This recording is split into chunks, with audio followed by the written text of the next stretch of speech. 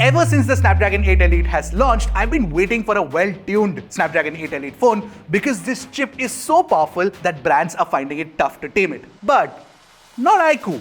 The iQOO 13 is easily my favorite Snapdragon 8 Elite phone for now, and if you're a gamer or a performance nerd, you're gonna love it, and which is why you need to watch the entire video to know exactly what I'm saying. But Ashad, what about the cameras? Well, wait for it, I'm gonna talk about that as well. Alright, if you're here for the first time, I'm Ashad, you're watching Trakin Tech English, your destination for detailed, incisive gadget reviews.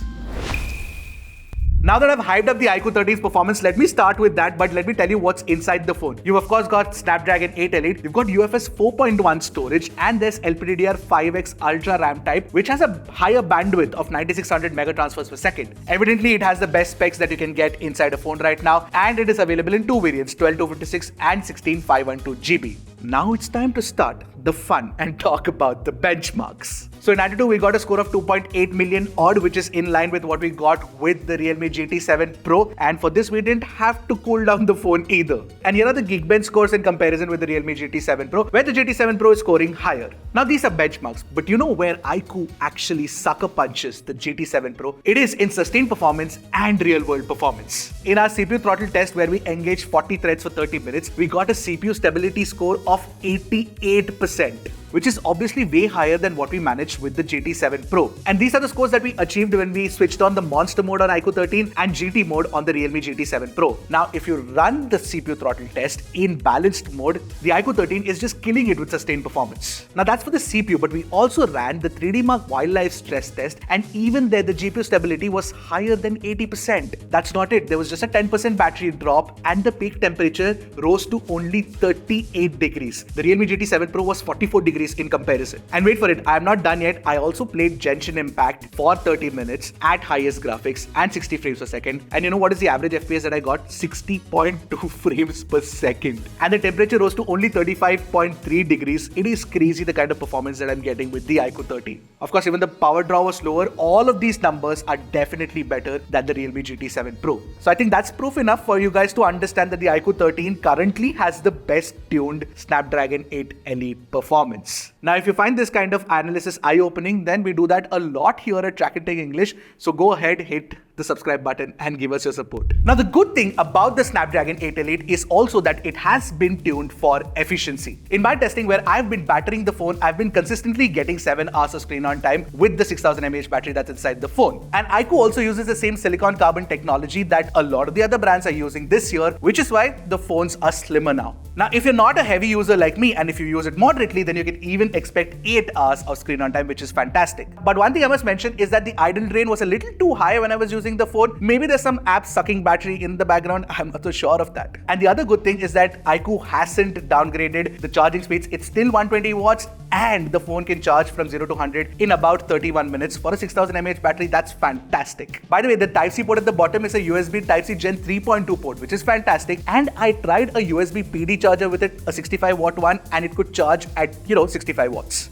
But that's not it. The charger that you get inside the box is a proper Type-C charger. So you get a Type-C to Type-C cable, which means that it's a USB PD charger, and you can even charge your MacBook or any other laptop which supports USB Type-C charging. But one thing to note here is that you do not get wireless charging. That's the only flagship feature that's missing on the iQOO 13. The display on the iQOO 13 is a larger 6.82-inch flat display now. Plus, it's got slim bezels all around. It's an 80 LTPO panel, which can reach up to 144 Hz of refresh rate and down to 1 Hz as well. Now, you get 144 Hz of refresh rate when you're playing certain games, but system-wide, it's 120 Hz. By the way, this BOE panel's LTPO technology is also one of the reasons why we're getting good battery life from the phone. The upgrades also include an ultrasonic fingerprint sensor now, which means that if you have wet fingers, you can still use it. Talking about wet, the phone also supports IP68 rating now, so that's been bumped. Not just that, even IP69 rating is supported. Wet, 69, make all the jokes you want in the comment section, alright? But you know what I absolutely loved while using the iQOO 13 is the upgraded haptic feedback. It's excellent. In fact, the iQOO 13 might have the best haptic feedback on a flagship phone. I know that might come as a shock to you, but you have to experience it.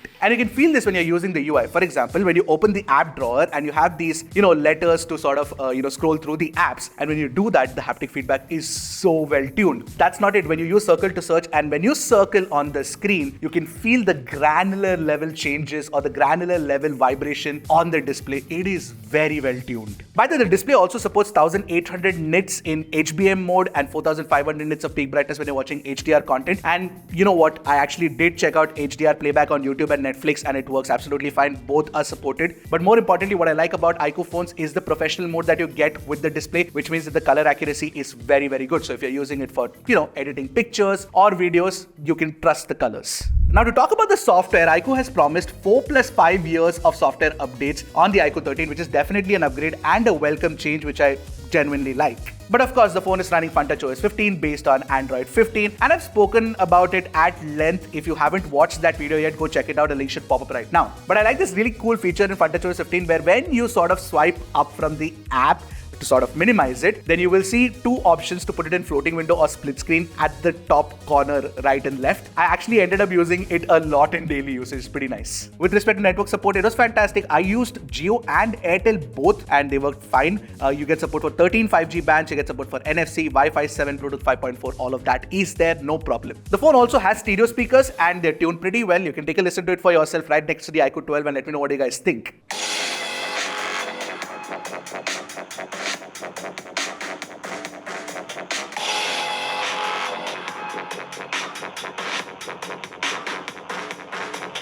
And for the audio nerds out there, high-res Bluetooth codecs like LHDC and LDAC are supported. iQOO never misses a beat on that front. Now, the design of the iQOO 13, when you look at it from the rear, it's very similar to that of the iQOO 12. Now, there are two colors available in India. One is this Legend, which is with the BMW, logo. And the other one is this Nardo Grey. And trust me, I really like this Nardo Grey color. I've been rocking this as my primary device while testing it. But the iQOO 13 has one added element this time around, where the camera module actually has something called a monster halo light. Now, this halo light, of course, uses RGB to indicate incoming notifications, calls, and you can also tune it to use for gaming. Currently, Genshin Impact is supported. Also for when you're listening to music or watching videos. A good touch that adds a little bit of character and persona to the iQOO 13 and sets it apart from the previous iQOO phones that have launched till now. Alright, now let's talk about the elephant in the room, the camera setup. So the iQOO 13 has a new Sony IMX921 sensor. It's a 50MP sensor once again. But compared to the iQOO 12, it's a smaller sensor size. Now, stay tuned to find out if it affects detail retention because there's something interesting to note there. And the telephoto is now a 2x camera with 4x lossless zoom capabilities. Of course, the iQOO 12 had a 3x periscope camera, and that's obviously something that has been changed. The ultra-wide angle camera remains the same, but the selfie camera has been upgraded, not just for photos but also for videos. Now let me start by saying that the primary camera sensor downsizing is not something that you have to worry about at all.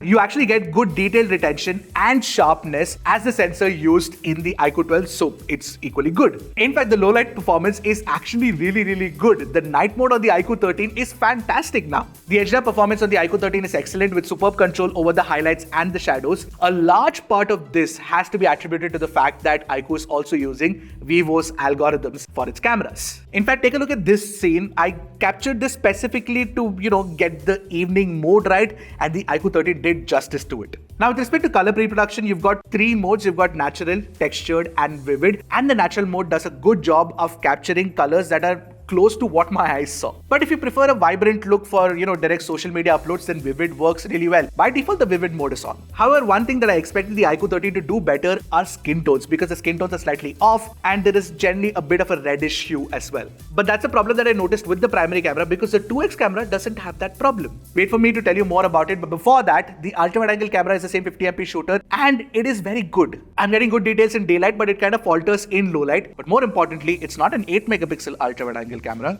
Alright, now let's talk about the zooming capabilities, and I've compared it against the iQOO 12, and at 2x you will notice that the iQOO 13 does better than the iQOO 12's 2x digital crop because the 2x camera on the iQOO 13 is actually a proper optical camera. You in fact do get more details and sharper texture. Now the 2x camera, while it does take good details, one thing I noticed is that unfortunately iQOO's photo mode tends to resort to the primary camera for 2x shots in low light, which is why they don't look as detailed. But if you use the pro mode, you can actually switch to the 50mm lens, or even the humanistic street mode, you can use the 50mm lens to actually take shots with the 2x camera, and it's pretty good. At 3x, the iQOO 12 takes the lead thanks to the optical zoom, which is to be expected. But at 4x, the iQOO 13's lossless zoom actually does a very good job, and it's definitely better than the 4x captured by the iQOO 12. However, anything beyond 4x, like say for example 6x or 10x, then the iQOO 12 starts getting better, and that's better for longer range zoom. Now, while that's for zoom performance, here's why the iQOO 13 actually makes sense for a whole bunch of different set of users, primarily because the 2x camera along with the 4x lossless zoom gives you 4 different focal lengths altogether for portrait mode, and portrait mode is